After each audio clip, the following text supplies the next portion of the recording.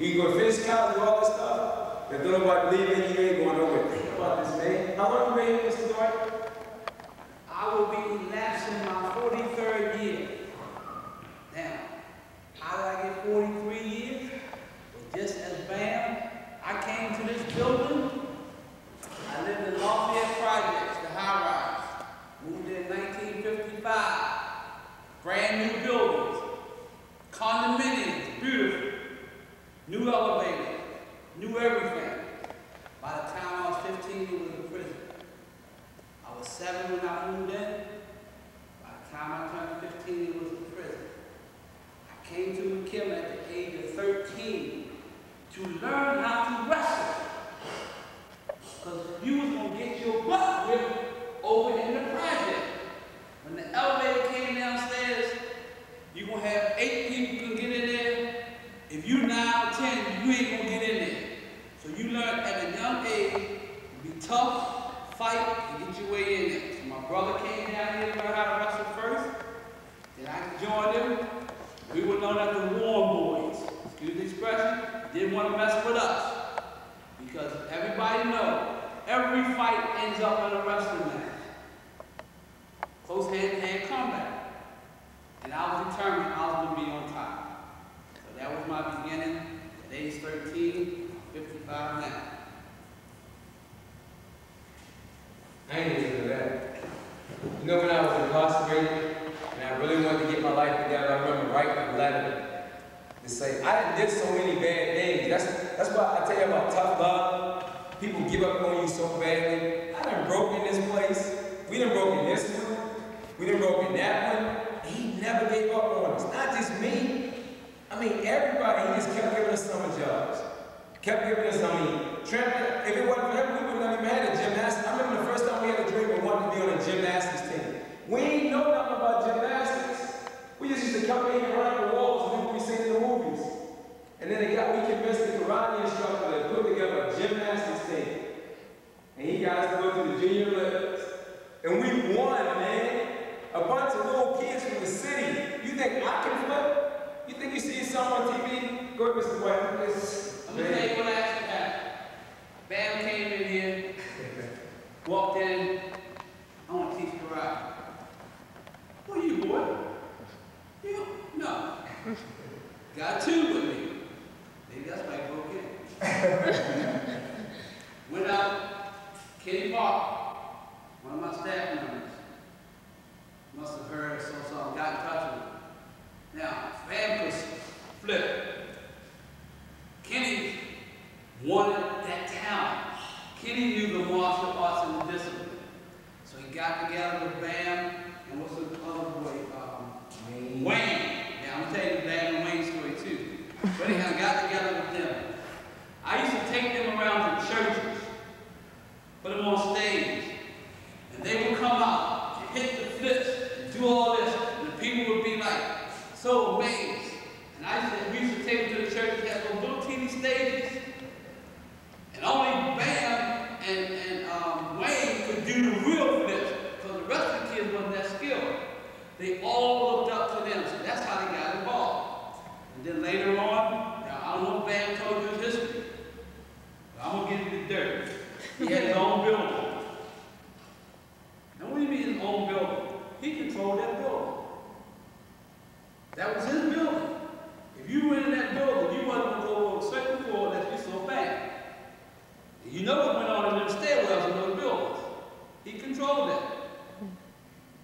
When he told me about him breaking in and stole the candy, I guess he was a little tease.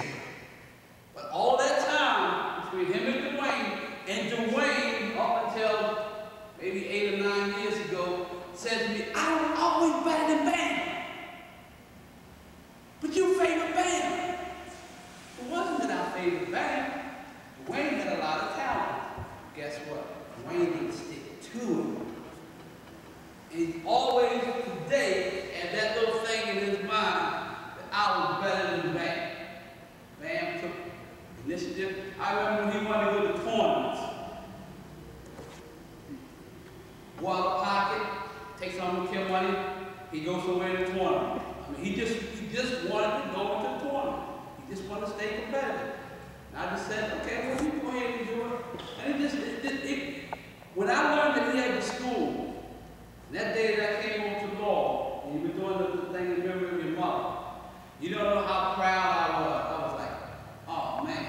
See, that's the thing about this place that people don't realize that happens here. A lot of people say, well, what do you do over there with Kim?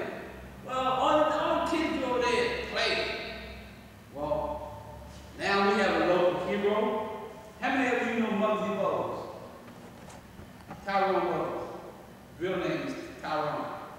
Wrestle for me. Wrestle for me. When it was time to wrestle, he would go over to Lafayette, and I would go over to Lafayette to get him. They used to have a stage out there where they put the cheers, you know, underneath there. He would hide in there. And I'd go in there and get him. Come on, boy. Throw him in the van. He would go out to the matches and slam boys. I mean, just destroy, hurt him. I don't want to wrestle. I said, boy, stick to wrestling. You'll never be able to play basketball. Was I wrong? Now, Bam might know this was a kid by the name of Skip Wise. Skip Wise from out of Lafayette Project. Skip Wise, for local talent, back there in the day, Skip Wise was probably the most gifted, talented basketball player to come out of Lafayette. He went to Clemson University, then he went a little bit with the pros. He started with the Bullets, something like that. But I remember when Skip was little. Skip, we used to have a basketball goal right in here. And Skip was the young boy. We didn't have this here. And I used to say, Skip, the big boy's coming in. You got to go outside. I wouldn't let him hang with the big guy. He would go outside, rain or snow. He would go in that court, out there in the basketball court, jump shot here, jump shot there, jump to the legs, lay up. He practiced, he practiced. After a while, I walked in here, Skip started pushing people around. Skip was throwing the books over here in the corner. All the big guys want to Skip on their knees. You know, I mean, things just happen. So, I mean, again, these are the kind of things that happen here, but they also got to come from here. For the past 4 years, I've been getting you and your wife to go with me over to the elementary school. We haven't been there in a while. They have this thing called the National Association of Professional Negro Women. And every year, sometime around March, February, they have speakers that come in. And I've been doing this for about 10 years now, so I go to the 5th grade class and I talk. But when I can, I get Bam and I've had Kim to come.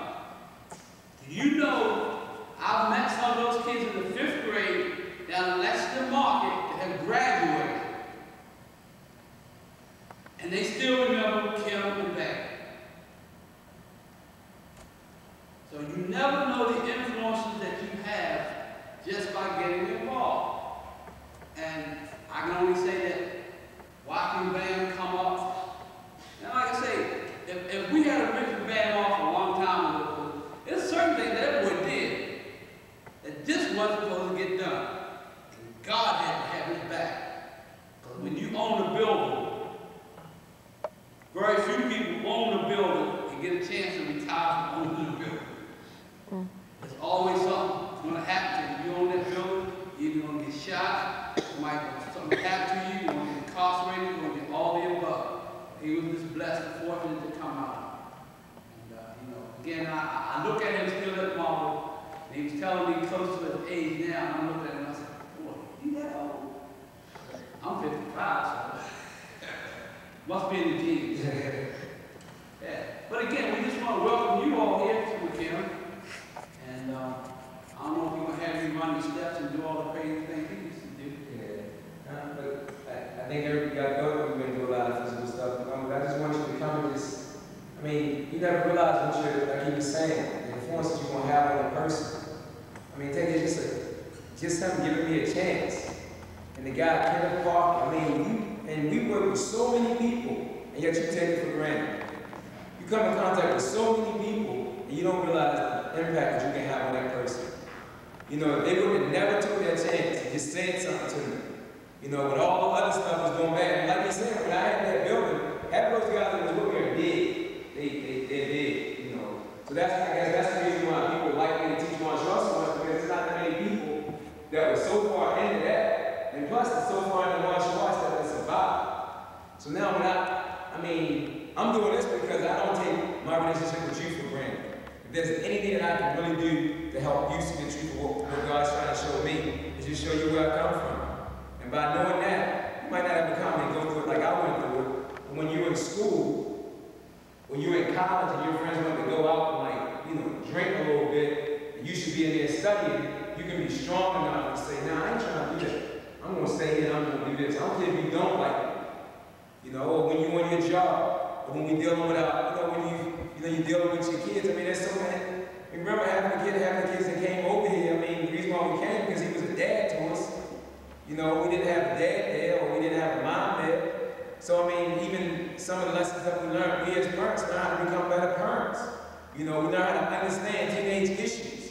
Because it's not always that we always right. I think it's just trying to find a happy medium.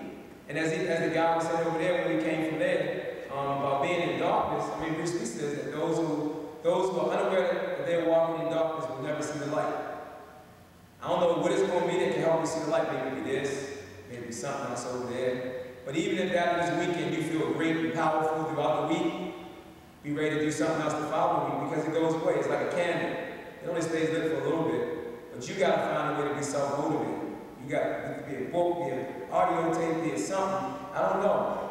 But I stay motivated because I just want you to be better than me. But that's going to be impossible because I ain't going to never lay down and not be working. I ain't said, I'm just going to keep going.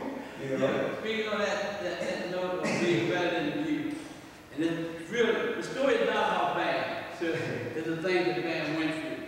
But the story is not about him. Right now, in Baltimore City, over the years, I coach high school wrestling, and I've been a wrestling coach here at McKim. Actually, I was 17 when I started, around 67, around 67. I wasn't old enough to be the coach, because I was a teenager, but I coached the kids because I love wrestling. I've had over the years at least 7 of my kids that coached in Baltimore City. And 2 of them are still coaching now. 2 of them. One is going to, Anthony Dunaway is going to be at Dunbar next year. You know their greatest challenge is, and 2 of them have already done it. You know what they love to do? They love to come to Merville and whip my butt. When they bring their teams to Merville, it's extra incentive for them to beat me. And it's all because, like Van said, when I work with them, I take it dead serious. My title is Executive Director of McKim. And I have to do everything. This is a business called McKim. We're not a city agency. I have to go out and raise money, manage staff, and everything. But I tell my board of directors, at 2:15, starting about 12th of November, I leave here. I go to school and coach wrestling. I do it. I put everything on hold. If you got something me come up, unless it's my boss from president of the board, everybody else will wait. That keeps my sanity. Every year, I've been doing it now, my 14th year, 15th year coming up. I ain't doing it no more. I'm tired of this. I get maybe a 2-month break, and I'm regenerating. I want to do it again. But it's something that if you have a passion for, it's fine. It's just amazing that Bam has this passion for the martial art, and he even pays his bills. Remember I used to get this jacket that make uniform. That's right. It's so cool. We used to just make up every uniform. You get a chance to buy a uniform. We used to sit here all day and I design a uniform. It's just so cool. So every uniform you see me compete with this. And I had more uniforms than anybody on the circuit. But it's because a young lady here used to make them for me. It's incredible, man. It's just something that you get into. And even myself. I pulled out a book that I had. The book is so old. It was Meditation and Yoga. And I started reading this book, and I haven't read this book in 20 years. And around Father's Day, I had what was considered a mini stroke. I was in the hospital, still in the hospital for 3 days. I've never been in the hospital 48 hours. Laying on my back. And I'm laying there, and something said, and God came to me and said, boy, be still, be quiet.